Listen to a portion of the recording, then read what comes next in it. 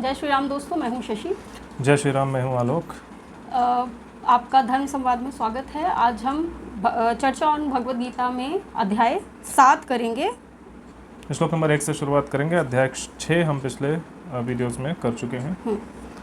तो अथ सप्तमो अध्याय श्लोक 1। श्री भगवान उवाच मय्यासक्त मनाः पार्थ योगम युञ्जन मदाश्रयः असंशयम समग्रम माम यथा ज्ञास्यसि तच्छृणु। श्री भगवान बोले, हे पार्थ, अनन्य प्रेम से मुझ में आसक्त चित्त तथा अनन्य भाव से मेरे परायण होकर योग में लगा हुआ तो जिस प्रकार से संपूर्ण विभूति, बल, ऐश्वर्य, गुणों से युक्त सबके आत्मरूप मुझको संशय रहित जानेगा, उसको सुन। तो पिछले श्लोकों में, पिछले अध्याय में उन्होंने अर्जुन को यह बताया था कि जो योगी है उसके लक्षण बताए थे और किस तरह से योगी बिहेव करता है, वो सब कुछ बताया था। उसके साथ ये बताया था कि जो योगी है उस मनुष्य को योगी की तरह व्यवहार करना चाहिए, क्योंकि वही लोग मुझे पसंद हैं। और लेकिन अब योग किसके साथ करना होता है? योगी का मतलब होता है जो ईश्वर से जिसका कनेक्शन हो चुका हो। तो किस ईश्वर क्या है वो अब बताना उन्होंने शुरू किया है कि मैं कौन हूँ। अब अपनी सच्चाई वो बता रहे। अभी तक वही बता रहे थे योगी को किस तरह से बिहेव करना चाहिए, योगी कौन होता है, वो सारी चीज़ें बताई। अब योगी को जिससे जुड़ना होता है, जिससे जुड़ने के बाद वो योगी बनता है, वो क्या है उसके बारे में वो बता रहे हैं। यहाँ पर एक चीज़ और भी है ना कि हम सामने वाले को जब तक जानेंगे नहीं तब तक उससे कनेक्ट होंगे कैसे। इसीलिए भगवान बता रहे हैं कि अभी तूने योगियों के लक्षण तो सुन लिए, अब वो योगी मुझसे कनेक्ट क्यों होते हैं ये भी सुन ले। हाँ, तो अब मैं वो बता रहा हूँ तुमको। वो मुझसे जुड़ के योगी बनता है। हाँ। तो वो मुझसे जुड़ता है तो मैं कौन हूँ वो जान लो, ताकि तुम भी मुझसे जुड़ सको। तो इसमें वो कहते हैं कि अनन्य प्रेम से मुझ में आसक्त चित्त तथा अनन्य भाव से मेरे परायण होकर योग में लगा हुआ तू जिस प्रकार संपूर्ण विभूति, बल, ऐश्वर्य आदि गुणों से युक्त सबके आत्मरूप मुझको संशय रहित जानेगा, उसको सुन। तो अब वो वही बताने जा रहे हैं कि मुझसे जुड़ने के लिए, हर कार्य करने के लिए, मुझसे जुड़कर हर काम करने के लिए तुमको कैसे मोटिवेशन मिलेगा। हाँ, वही राइट। मैं कौन हूँ ये पता होगा तभी तो तुम्हें मेरे से जुड़ के काम करने का मोटिवेशन मिलेगा। तो मैं कौन हूँ अब मैं तुम्हें ये बताता हूँ और ये जानो, क्योंकि जब तुम मुझे जान जाओगे तब तुम अपनी पूरी शक्ति लगा दोगे, सारी ताकत लगा दोगे और तुम्हारे लाइफ में जो कुछ भी तुम्हारे पास है सब कुछ उसमें लगा दोगे। मेरे रास्ते पर चलने में तुम अपना सब कुछ लगा दोगे, क्योंकि वही सत्य है। जब तुमको सत्य पता चल जाएगा मेरे बारे में, जब तुम जान जाओगे कि मैं क्या चीज़ हूँ, तब तुम अपनी लाइफ में हर चीज़ मेरे से ही जुड़कर करोगे, मुझसे हटकर तुम कुछ भी नहीं कर पाओगे। अर्थात योगी, असली योगी तब तुम बन जाओगे, क्योंकि योग उसके बिना तुम्हें कुछ अच्छा ही नहीं लगेगा, तुम्हें नहीं पसंद आएगा कुछ और करना। अभी जब तक तुम मुझे जानते नहीं हो तब तक तुमको इधर उधर माया भटका रही है, लेकिन जिस दिन तुम मुझे जान जाओगे उसके बाद तुम्हें माया नहीं भटका पाएगी। तुम्हें पता चल जाएगा कि क्या करना, और तुम सिर्फ मेरे ही जो मेरा रास्ता है, जो रास्ता मैंने मनुष्यों को दिखाया, तुम सिर्फ उसी रास्ते पर चलोगे। इसलिए मैं तुमको बताता हूँ कि मैं कौन हूँ, अब उसको तुम सुनो। ये था श्लोक नंबर 1। ठीक है, तो श्लोक नंबर 2 है। अध्याय 7 का श्लोक नंबर 2 है। ज्ञानम तेऽहं सविज्ञानमिदं वाक्ष्याम्य शेषतः यज् ज्ञात्वा नेह भूयो अन्यज्ञात व्यमवशिष्यते। मैं तेरे लिए इस विज्ञान सहित तत्व ज्ञान को संपूर्णतया कहूँगा, जिसको जानकर संसार में फिर और कुछ भी जानने योग्य शेष नहीं रह जाता। जैसा कि पिछले श्लोक के एक्सप्लेनेशन में हमने बताया कि उन्होंने क्या कहा कि जब तुम मुझे जान जाओगे तो तुम मुझसे हटकर कोई काम नहीं करोगे, अर्थात जो मैं चाहता हूँ सिर्फ वही करोगे। अर्थात जो योगी की एक स्थिति होनी चाहिए, जिस तरह से योगी को व्यवहार करना चाहिए, उसी तरह से तुम काम करोगे। तो वही वो बता रहे हैं कि मेरे तत्व को जब तुम मुझे तत्व से जब जान जाओगे, उसको मैं संपूर्णतया तुम्हें बताऊंगा, मैं पूरी तरह से वो चीज़ तुम्हें अभी समझाऊंगा। जब तुम उसको सुनोगे, उसको समझोगे, उसके बाद संसार में कोई भी चीज़ तुम्हें धर्म के मार्ग से चलने से नहीं रोक पाएगी। तुम्हें कोई भी चीज़ जो है मेरे बताए गए रास्ते से चलने से नहीं रोक पाएगी, धर्म के रास्ते पर तुम्हें चलने से नहीं रोक पाएगी, और ना ही तुम्हें वो क्या है, योगी के पथ से भ्रष्ट कर पाएगी। क्योंकि इससे पहले उनके क्वेश्चन थे ही कि आपने जो चीज़ बोली है वो अच्छी बात है। आपने कहा इंद्रियों को कंट्रोल करो, आप ऐसे काम करो, योगी ऐसे काम करता है, वो सारी चीज़ें तो ठीक है, बट ये सुनने में ही समझ आता है, करने में थोड़ा डिफ़िकल्ट लगता है। बट बेसिकली क्या होता है ना कि हमारी लाइफ में हमने जब तक किसी को देखा नहीं होता वो उस काम करते हुए, तब तक हमें भी बड़ा टफ लगता है। तो वही चीज़ भगवान बता रहे हैं कि अब मैं तुझे जब अपना स्वरूप बताऊँगा और तू उसको जान लेगा, जब तू समझ जाएगा उस चीज़ को, तो तू मेरे पद पे खुद ही सोचेगा कि नहीं मुझे यही रास्ता चाहिए, तू दूसरे जगह जाएगा ही नहीं। तो खुद ट्राई करेगा अपने ऊपर कंट्रोल करने का, तो खुद ट्राई करेगा योगी बनने का। राइट, इसका एक एग्जांपल और मैं देता हूँ कि हमारे देश में ही क्या दुनिया में बहुत सारे ऐसे लोग हैं जो कभी ये भगवान कभी वो भगवान इधर उधर भटकते रहते हैं। क्यों भटकते रहते हैं? क्योंकि उनको ये नहीं पता है कि भगवान कौन है। एग्जैक्टली, राइट, तभी तो इतने सारे रिलीजन हैं, इतने सारे मजहब हैं और इतने सारे भगवान हैं। कोई भी नया भगवान लेके आ जाता है। राइट, वो क्यों होता है? क्योंकि उसको पता नहीं भगवान क्या है। तो जब तक उसे भगवान का पता नहीं है तब तक उसको तुम भटकाते रहो। तो तुम नई चीज़ लेके आओ, अच्छा ये भगवान है, तो वो कहेगा हाँ ठीक है यही भगवान है। फिर कोई आता है कह रहा तुमको स्वर्ग मिलेगा, जो स्वर्ग देगा वो ये है, यही भगवान है, तो तुम कहोगे ये भगवान है। कोई बोलेगा तुमको कार कल मिल जाएगी, ये भगवान की पूजा करो, ये तुम्हें कार दिलवा देगा, तो तुम उसकी पूजा करने लग जाते हो क्योंकि तुम्हें लगता है वो भगवान है। तुम्हें बच्चा मिल जाएगा अगर तुम इसकी पूजा करोगे तो। राइट, तो ऐसा क्यों होता है? क्योंकि तुम्हें ये नहीं पता कि भगवान क्या है। जिस दिन तुम्हें पता चल जाएगा कि भगवान क्या है, उस दिन तुम्हारे रास्ते में कितने भी लोग, कितनी भी वो भौतिक पदार्थ तुमको मिल जाएंगे, ये मिल जाएगा, वो मिल जाएगा, ये इसकी कैपेबिलिटी है, ये ऐसा कर सकता है, ये आयरन मैन है, या कुछ भी बता दे भगवान के बारे में, आपको उससे फ़र्क नहीं पड़ेगा क्योंकि अब आप जानते हो कि भगवान कौन है। जब तक आप नहीं जानते हो तब तक आप लोग आपको अटका सकते हैं, भटका सकते हैं, इधर उधर बेवकूफ़ बना सकते हैं, और वही लोग आजकल करते हैं। राइट, तो वो स्थिति कब है? जब आप उसको नहीं जानते। इसीलिए अर्जुन से भी कृष्ण कह रहे हैं कि तुम्हें ये जो माया जो है इधर उधर भटका रही है, इसीलिए भटका रही है कि कभी ये मेरे गुरुजन है, ये मेरे परिवार के सदस्य हैं, मेरी कीर्ति का क्या होगा, स्वर्ग में जाऊंगा या नहीं जाऊंगा, ये सब चीज़ें तुम्हें इसलिए भटका रही हैं क्योंकि तुम अभी मुझे जानते नहीं हो। तो अब मैं तुम्हें ये बताऊंगा कि मैं कौन हूँ। तुम ये एक बार जान लो कि मैं कौन हूँ, उसके बाद तुम्हें कोई नहीं भटका पाएगा। राइट, तो वही उसी तरह से जैसे अर्जुन को नहीं भटका पाएगा, वैसे आपको और हमें भी कोई नहीं भटका पाएगा अगर हम ये जान लें कि भगवान क्या है। exactly. क्योंकि हम भगवान को नहीं जानते, हमें ऐसा लगता है कि भगवान कोई जादूगर है जिससे हम ये, जिसके सामने धूप बत्ती जलाते हैं, करप्ट आदमी है कोई, उसके सामने हम जाके धूप बत्ती जलाते हैं, उसको बहुत ज़्यादा ये धूप बत्ती जलाओ या चादर चढ़ाओ या मोमबत्ती जलाओ, जो बहुत सारी चीज़ें होती हैं, कोई पैसा जाके दे देता है, कुछ भी करता है, या कोई लोग तो जानवर काट के चढ़ा देते हैं। तो हमें ऐसा लगता है वो एक करप्ट आदमी है, वो लालची है, लालची आदमी है, गंदा आदमी है, जिसके सामने जाके उसको कुछ दे दो, कुछ दोगे नहीं तब तक वो देगा। तो जब उसको आप कुछ दे देते हो तो वो कहता है कि हाँ ये लो सोना चांदी ऐश करो। तो हमें ऐसा इसीलिए लगता है क्योंकि हम जानते नहीं कि भगवान कौन है। राइट, इसीलिए यहाँ पर भगवान अर्जुन के लिए भी और हमारे लिए भी ये बता रहे हैं कि मैं कौन हूँ ये जान लो। और ये जानना इतना आसान नहीं है, इसको हम पढ़ेंगे, आप भी पढ़िए, उसके बाद आपको उसमें चिंतन करने से पता चलेगा कि वो एक्चुअल में क्या है। सारी कड़ियाँ जोड़नी पड़ेंगी। जब तक आप सारी कड़ियाँ जोड़, जितने श्लोक्स हैं, जो चीज़ें बताएं, उन सबको एक दूसरे से जोड़ के नहीं देखेंगे तब तक आपको नहीं पता चलेगा भगवान क्या है। और जिस दिन आपको पता चल गया भगवान क्या है, उस दिन कोई आपको मजहब, रिलीजन, किसी भी नाम से बेवकूफ़ नहीं बना सकता। लोग बोलते हैं ना कि धर्म के नाम पर लोग बेवकूफ़ बना रहे हैं, तुम बेवकूफ़ हो, बना कोई नहीं रहा, तुम ऑलरेडी बेवकूफ़ हो। जिस दिन तुमको धर्म पता चल जाएगा तुम्हें कोई बेवकूफ़ नहीं बना सकता। और वो पता कैसे चलेगा, ये तुम्हें खुद समझना पड़ेगा, तुम्हें खुद पढ़ना पड़ेगा, तुम्हें इसका ज्ञान अपने आप प्राप्त करना पड़ेगा। कोई नहीं आएगा तुम्हें कुछ देने के लिए। तुम्हें बेवकूफ़ बनाने के लिए तो लोग आपको मिलेंगे, लेकिन आपको कोई बुद्धिमान बनाने नहीं आएगा, क्योंकि सब चाहते हैं कि आप बेवकूफ़ बने रहो। जब आप बेवकूफ़ होगे तभी तो आपको कंट्रोल किया जा सकेगा, तभी तो आपका फ़ायदा उठाया जा सकेगा। तो लेकिन भगवान कृष्ण तो भगवान है, वो तो चाहते ही नहीं कोई बेवकूफ़ रहे, क्योंकि वो भगवान है भाई, वो कैसे बेवकूफ़ बना रहना, किसी को बने रहने देना चाहेंगे। इसलिए वो अपना तत्व ज्ञान बता रहे कि मैं कौन हूँ। तो ये हो गया है श्लोक नंबर 2 अध्याय 7 का। श्लोक नंबर 3 है, मनुष्याणाम सहस्रेषु कश्चिद्यत्यति सिद्धे यत तामपि सिद्धानाम कश्चिन माम वेत्ति तत्वतः। हजारों मनुष्यों में कोई एक मेरी प्राप्ति के लिए यत्न करता है, और उन यत्न करने वालों में वाले योगियों में भी कोई एक मेरे परायण होकर मुझको तत्व से अर्थात यथार्थ रूप से जानता है।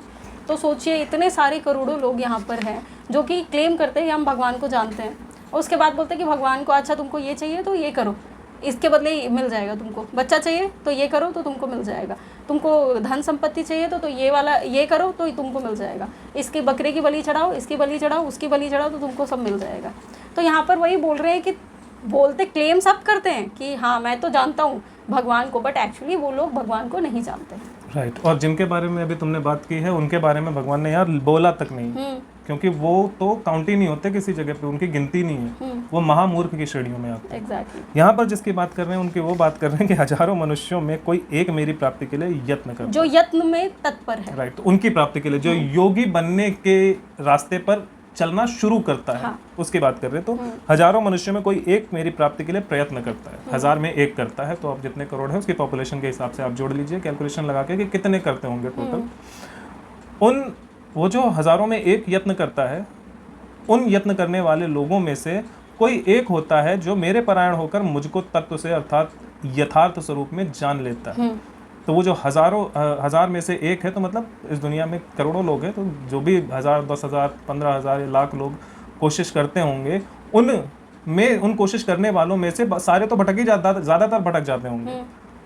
कुछ ही बहुत कम संख्या में लोग होते हैं जो उस रास्ते पर चलते रहते हैं बिना भटके। उनको कोई आके अगर ये बोल दे कि अरे कहाँ किसकी पूजा में लगे हुए हो, देता तो कुछ है नहीं तुमको, दिन में खाने को तो मिलता नहीं है, तो और तुम इसमें लगे हुए हो, इसको छोड़ो, मैं दूसरा भगवान देता हूँ, उस पर आ जाओ, तो वो भटक सकता है। एक्चुअली योगी नहीं भटकता, जो इस रास्ते पर वो नहीं भटकता, लेकिन जनरली लोग ऐसे भटकते हैं ना, तो वो लोग भटक जाते हैं, वो नहीं पहुँच पाते। लेकिन जो नहीं भटकता, जो अपने मार्ग पर लगा रहता है, ईश्वर को जानने की कोशिश करता रहता है, वो उन्हें यथार्थ रूप से अर्थात सत्य रूप से जान लेता है कि एक्चुअल में वो कौन है। बस उसकी बात वहाँ पे कर रहे हैं कि तो इतने सारे लोगों में से कोई एक ही मुझे जान पाता है। इतने सारे जो मुझे जानने का प्रयत्न कर रहे होते हैं, उनमें से कोई एक ही मुझे जो प्रयत्न कर नहीं रहे, उनका तो कुछ हो ही नहीं सकता। उनके बारे में तो बात ही मत करो। जो खाली अपने भौतिक पदार्थों की प्राप्ति के लिए खाली ऐसे ही मेरा नाम ले रहे हैं ये सोच के कि मैं करप्ट आदमी हूँ, उनके तो छोड़ दो तुम। जो कोशिश कर रहे हैं, जो सच में मुझे जानना चाहते हैं, जिनके अंदर सच में श्रद्धा है, एकांतवास में बैठे हुए मुझे जानने के लिए तत्पर हैं, या फिर जो गृहस्थ में भी जो मुझे जानने के लिए जो एक्चुअली मुझे जानना चाहता है, जो लालची नहीं है, जो स्वार्थवश मेरे पीछे नहीं भाग रहा। मतलब जो स्वार्थवश भाग रहा है वो वैसे भी भगवान के पीछे नहीं भाग रहा होता है, वो किसी और के पीछे भाग रहा होता है। हाँ, तो वो कह रहे हैं कि जो सच में मेरे पीछे भाग रहा है, एक्चुअली मुझे जानना चाहता है, वो भी सारे मुझको नहीं जान पाते, क्योंकि वो भी भटक जाते हैं, क्योंकि माया है, चारों तरफ घूम रही है। उनमें से कोई एक आध होता है जो कंटिन्यूअस लगा रहता है, रिगरस कोशिश करता रहता है, वो केवल है जो मुझे यथार्थ से जान पाता है, अर्थात मेरा सत्य जान पाता है, मेरे कितने पहलू हैं वो जान पाता है, मेरे कितने रूप हैं वो जान पाता है, मेरे रूप हैं या नहीं है ये जान पाता है, और मैं क्या सोचता हूँ, मैं क्या करता हूँ, मैं क्या चाहता हूँ ये जान पाता है। तो उसके बारे में वो बात करते हैं। ये हो गया श्लोक नंबर 3। श्लोक नंबर 4 अध्याय 7 का।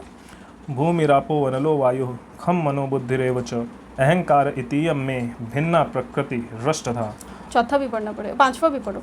अपरेयमित स्पन्याम प्रकृतिम विद्धि में पराम जीवभूताम महाबाहो ययेदम धार्यते जगत। पृथ्वी, जल, अग्नि, वायु, आकाश, मन, बुद्धि और अहंकार भी इस प्रकार यह 8 प्रकार से विभाजित मेरी प्रकृति है। ये 8 प्रकार से के भेदों वाली तो अपरा अर्थात मेरी जड़ प्रकृति है, और हे महाबाहो, इससे दूसरी को जिससे ये संपूर्ण जगत धारण किया जाता है, मेरी जीव रूपा परा अर्थात चेतन प्रकृति जान।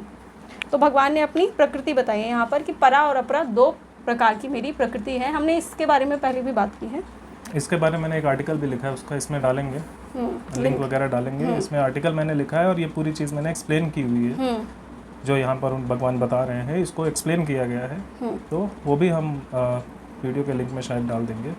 तो वो यहाँ पर ये बता रहे हैं कि पृथ्वी, जल, अग्नि, वायु, आकाश, मन, बुद्धि और अहंकार भी इस प्रकार यह 8 प्रकार से विभाजित मेरी प्रकृति है, अर्थात ये सब मैं ही हूँ।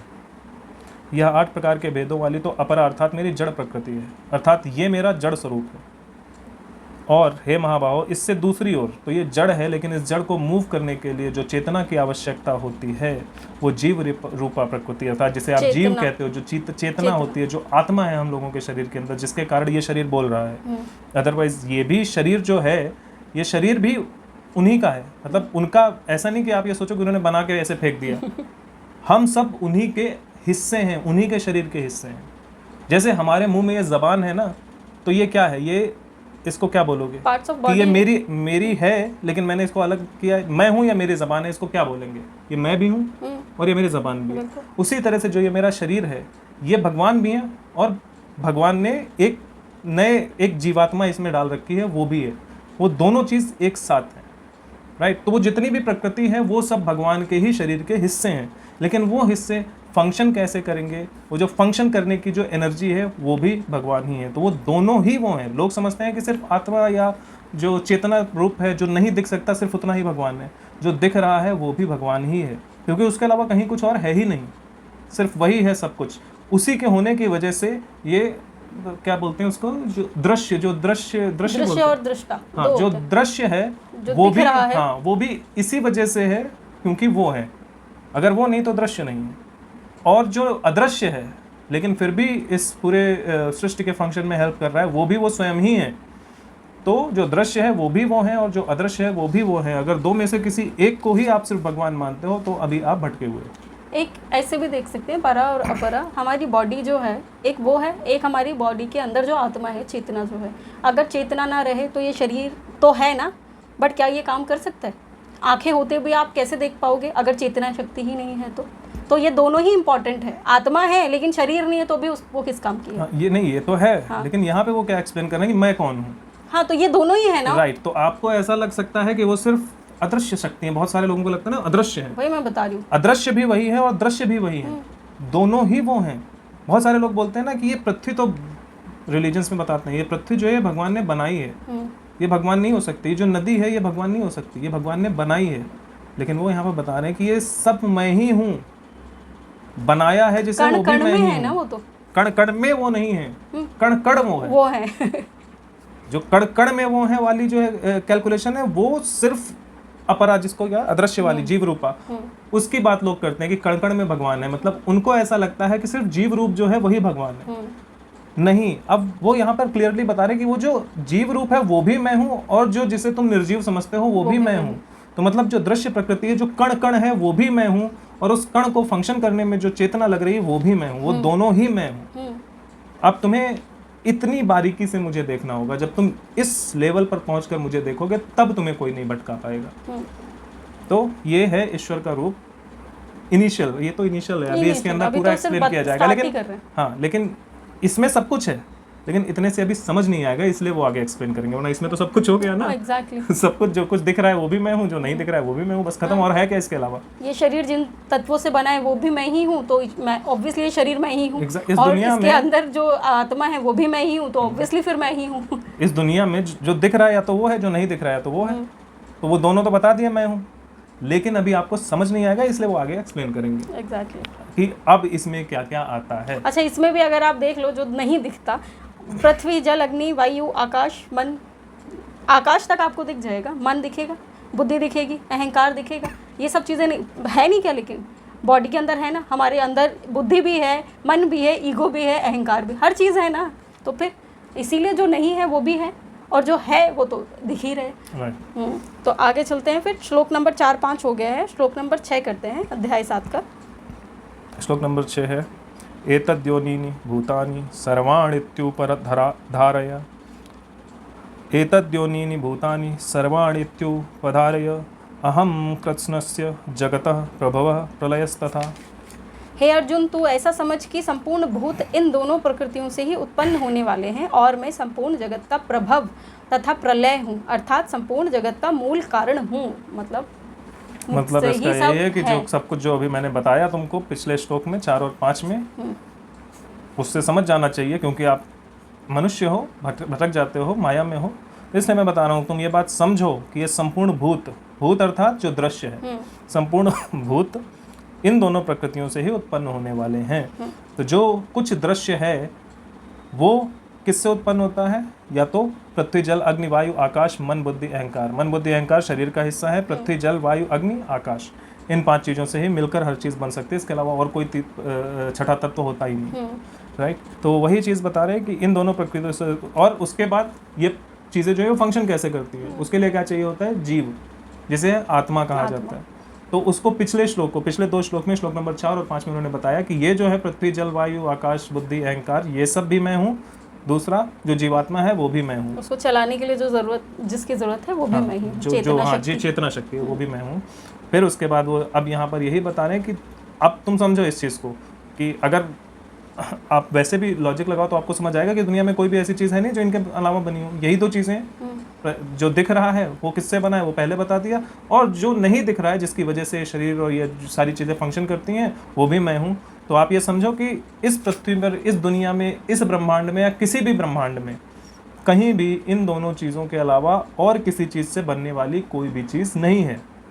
इसका मतलब क्या होता है कि जब ये चीज़ें मैं हूँ और सब कुछ इसी से बनता है, इसका मतलब यही है कि इस संपूर्ण जगत का आरंभ, इसको बनाने वाला मैं हूँ, इसका अंत करने वाला मैं हूँ। अगर मैं हूँ तो ये है, अगर मैं नहीं तो ये नहीं। अच्छा, इसका अंत करने वाला मैं हूँ। इससे एक और चीज़ बताया, जिस हिसाब से हमारी बॉडी जब क्रिएट होती है वो भी इन चीज़ों से क्रिएट होती है, लेकिन टाइम के साथ यही चीज़ें उस बॉडी का क्षय भी करती हैं। हाँ, लेकिन हमारी जो बॉडी है, नहीं तो हमारा जो अंत की तरफ भी तो हम उसी की वजह से जाते हैं। वो हमारी- प्रलय अलग है, वो हमारी भाषा में है हाँ। कि हम अंत होते, बट एक्चुअल में हमारा अंत होता ही नहीं कभी, ना शरीर का ना आत्मा का। शरीर जहाँ से उस मिट्टी जल आकाश से मिलकर बना है उसमें मिल जाता है, फिर उसके बाद, और आत्मा भगवान से आई है वहाँ चली जाती है, फिर उसके बाद वो घूम के आती है दूसरे मिट्टी जल आकाश में मिलती है, फिर अपने नया शरीर बन ओरिजिनल जाता है। स्वरूप में चले जाते हैं तो बेसिकली। ऐसा नहीं कि कभी कुछ खत्म होता है, पर हम लोग जो इंसान हैं, हम अपनी भाषा में बोलते हैं कि उसके पैदा होने का और मारने का, और पैदा भी वही करते हैं और मारते भी वही, पर वो अपनी भाषा में ही बता रहे हैं कि इन सब का मूल कारण मैं हूँ। तो अब तुम उसको पैदा होना मानो, मरना मानो, चलना मानो, रुकना मानो, कुछ भी मानो, हर चीज का कारण मैं हूँ। वो बोल रहे हैं कि सबका कारण मैं हूँ, मूल कारण मैं हूँ, कोर एलिमेंट ही मैं हूँ। बेसिकली दुनिया जैसे भी फंक्शन करती है वो चलाने वाला मैं ही हूँ, मेरी वजह से ही चल रही है। हाँ, अगर मैं नहीं तो ये नहीं, बस सिंपल फंडा है, मैं हूँ तो ये है, मैं नहीं तो ये नहीं। ठीक है, तो ये हो गया श्लोक नंबर 6। श्लोक नंबर 7 करेंगे, अध्याय 7 का। मत्तः परतरम नान्यत् किंचिदस्ति धनंजय मयि सर्वमिदं प्रोतं सूत्रे मणिगणा इव। हे धनंजय, मुझसे भिन्न दूसरा कोई भी परम कारण नहीं है। यह संपूर्ण जगत सूत्र के मणियों के सदृश मुझ में गुथा हुआ है। जैसे माला गुथी हुई होती है ना, बीड्स जिसमें होते हैं, तो वैसे ही वो भगवान बोल रहे हैं कि सब मैं ही हूँ, बैक टू बैक, आगे देख लो पीछे देख लो, ये सारी चीज़ें मुझसे ही बनी हुई है। चाहे तुम शरीर देख लो, चाहे तुम आत्मा देख लो, चाहे बाहर भौतिक वाली जो प्रकृति है वो देख लो, भौतिकता भी उन्हीं की दी हुई है, और चाहे आध्यात्मिकता देख लो वो भी मेरी है। तो हर चीज़ में मैं ही हूँ। राइट, तो वो ये बता रहे हैं कि हे धनंजय, मुझसे भिन्न दूसरा कोई भी परम कारण नहीं है। पहले पिछले श्लोक में जैसे उन्होंने बताया, हर चीज़ का मूल कारण मैं हूँ। अब यहाँ पर और आगे एक्सप्लेन कर रहे हैं कि मुझसे हटकर कोई और कारण है ही नहीं इस सृष्टि के होने का, जीवित मृत किसी के भी होने का कोई और कारण नहीं है। यह संपूर्ण जगत जो है सूत्र, जैसे अभी माला वाला एग्जांपल इन्होंने दिया कि उसमें एक वो धागा सा होता है, हाँ, उसमें 1 by 1 बीट्स डले हुए होते हैं, तो वो एक एक सूत्र जो है, एक जो मन का बोलते हैं, हाँ। एक जो मन का है, उसकी तरह ये जितना कुछ है सब कुछ मुझ में ही गुंदा हुआ है। अगर मैं नहीं तो ये नहीं, तो वो जो रस्सी है जिसमें सारी वो बीट्स जो मनके हैं, हाँ। जो मनके हैं जिस उस धागे में गुंथे हुए हैं, वो धागा भी मैं हूँ, और वो मनका जिस तरह से एक दूसरे से जुड़कर वो पूरा एक मनका बन रहा है, उसका एक एक अंश भी मैं ही हूँ। तो अगर मैं नहीं तो ना ये मनका होगा, ना ये धागा होगा, ना ये माला होगी। वो यहाँ पर उन्होंने एक्सप्लेन किया हुआ है कि जैसे एक माला होती है, रुद्राक्ष हो या कोई और माला हो, उस माला को जैसे बने रहने के लिए जो चीज़ें ज़रूरत होती है, जिस तरह से माला में एक सारे बीट्स जो हैं एक दूसरे में करके उस माला में गुंदे हुए होते हैं, उसी तरह से मैं वो माला हूँ जिसमें तुम सारे के सारे गुंदे हुए हो, मेरे बिना तुम नहीं हो। तो मैं माला में गुथा, मैं माला को बनाने वाला, मैं माला को जोड़ने वाला धागा भी हूँ, और मैं बीड्स भी हूँ। हाँ। दोनों चीजें मैं ही हूँ। तो अब अच्छा, इसमें ये जो भी अलंकार लगा है, उपमा रूपक या जो उपमा शायद बोलते हैं उसको, उपमा दिया हुआ है, तो जो उपमा दी जाती है वो एग्जैक्ट कभी नहीं हो सकती। जब आप बोलते हो कि मैं माला हूँ, तो जो अनपढ़ साइंटिस्ट होगा आज के ज़माने का, वो बोलेगा कि मतलब माला है वो, लेकिन माला तो तभी है जब वो बीट्स और धागा है, राइट। तो मतलब धागा और बीट्स जो है, धागा और मनका जो है वो अलग है उससे, वो माला तब बनेगा जब वो आएंगे, वो इस तरह से बताएगा। बट एक्चुअल में क्योंकि यहाँ पे उपमा दी गई इसलिए इस तरह से बताएगा, और कोई तरीका ही नहीं है बताने का। लेकिन उसका एक तरीका ये है कि जब उन्होंने बोला, अच्छा हर एक एस्पेक्ट में देखना पड़ेगा ना तुमको। नहीं, बट यहाँ पर उससे पहले भी तो लिखा मुझसे भिन्न कोई दूसरा है। हाँ, नहीं तो नहीं, सिर्फ इस श्लोक पे आते हैं। हाँ। तो इस श्लोक पे आते हैं, तो जब उन्होंने बोला वो मैं माला हूँ, सब कुछ माला हूँ जिसमें बीट्स बाय बीट्स तुम लोग जो हो सब कुछ गुंदा हुआ है। तो जब हम माले पे आए तो सिर्फ उस माले की बात नहीं हो रही थी, या उस हार की बात नहीं हो रही थी, सबकी बात हो रही थी। तो वो जो एक मनका है ना, वो मनका जैसे गुंदा हुआ है, उसको भी एक माला मान के चलो। वो जो धागा है उसको भी, वो धागा जो बना हुआ है वो धागा भी इसलिए बना हुआ है क्योंकि मैं हूँ, वो मनका इसलिए है क्योंकि मैं हूँ। तो जितनी भी चीज़ें हैं यहाँ वहाँ छोटी मोटी, अब मनके को आप धागा नहीं, माला नहीं बोल सकते, लेकिन वो एग्जाम्पल उस मनके के लिए भी है। लेकिन उसके बगैर वो माला होना भी तो असंभव है ना। हाँ, माला होना असंभव है, लेकिन वो उस मनके के लिए भी एग्जाम्पल है कि ये मनका है जो, इसको एक माला समझ लो, एक मनका है इसको माला समझ लो। अब ये माला कैसे बना, इसमें डॉट डॉट डॉट छोटे छोटे कण होके ये पूरा इतना बड़ा माला मनका बना। तो वो जो छोटे छोटे डॉट हैं वो सब कुछ मैं ही हूँ। और जब वो मिलने के बाद ये एक बना तब भी मैं हूँ, फिर जब ये धागे में जुड़ने के बाद एक माला बना वो भी मैं हूँ। तो वो छोटा सा जो एलिमेंट है, छोटा सा जो पार्ट है वो मैं हूँ, और हर एक छोटे से छोटा पार्ट मैं हूँ। तो उससे मिलने के बाद जितनी भी चीज़ें बनी वो सब मैं हूँ। ये वो यहाँ पर बताना चाह रहे हैं इस एग्जाम्पल के थ्रू। तो ठीक है, तो ये हो गया है श्लोक नंबर 7। 8 में गए? हाँ हाँ ठीक है। तो आज हम श्लोक नंबर 7 पे इसको विराम देते हैं। श्लोक नंबर 8 जो है हम अगले वीडियोज़ में वीडियो में करेंगे। करेंगे। तब तक के लिए जय श्री राम। जय श्री राम।